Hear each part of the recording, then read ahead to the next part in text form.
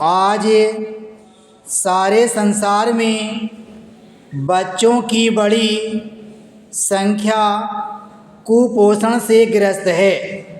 बच्चों के अधिकारों के संरक्षण की दिशा में यह बड़ी बाधा है। कुपोषण के कारण ही बच्चों की मृत्यु दर में बढ़ोतरी होती है।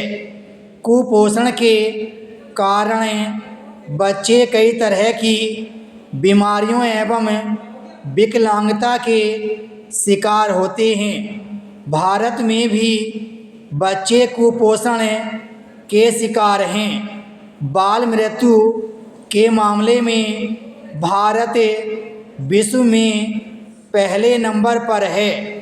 केंद्र सरकार ने बच्चों को कुपोषण से छुटकारा दिलाने के लिए समन्वित बाल विकास परियोजना शुरू की है।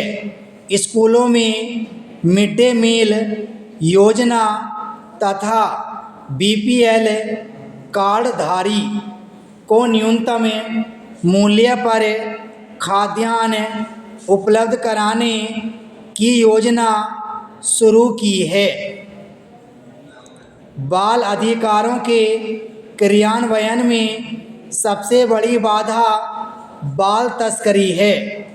बाल तस्करी में बच्चों के शोषण के उद्देश्य से उन्हें नौकरी देना, अन्य स्थान पर ले जाकर काम कराना आदि कार्य आते हैं।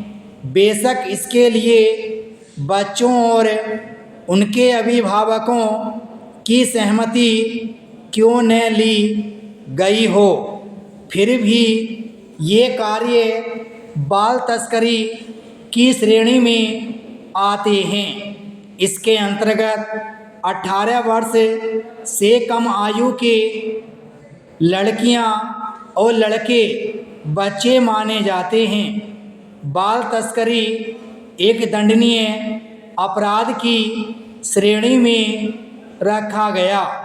इसके साथ ही बच्चों का अपहरण, यौन शोषण, बलात्कार, जबरदस्ती श्रम के लिए बच्चों को बेचना, खरीदना, वेश्यावृत्ति के लिए जबरदस्ती करना, अल्पवयस्क लड़की से विवाह करना, भीख मांगने के लिए बाध्य करना अथवा अंग भंग करके भीख मंगवाना इत्यादि भी दंडनीय अपराधों की श्रेणी में रखे गए हैं।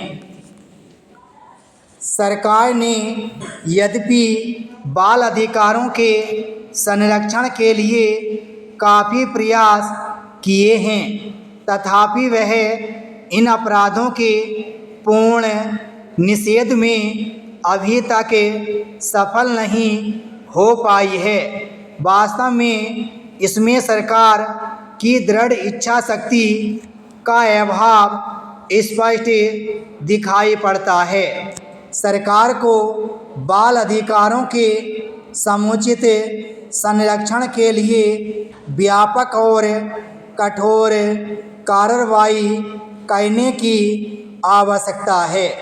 इसके अतिरिक्त बच्चों को रोटी, कपड़ा और आवास की मूलभूत आवश्यकताओं को सरकार द्वारा पूरा किया जाना चाहिए, ताकि वे आजीविका के लिए बाध्य होकर शिक्षा से दूर न हों।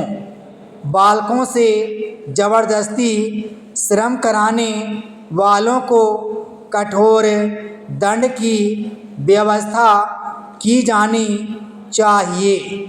बच्चों तथा उनके अभिभावकों को यौन दुर्व्यवहारों तथा शिक्षा की आवश्यकता के प्रति जागरूक बनाया जाना चाहिए। विराम स्टॉप।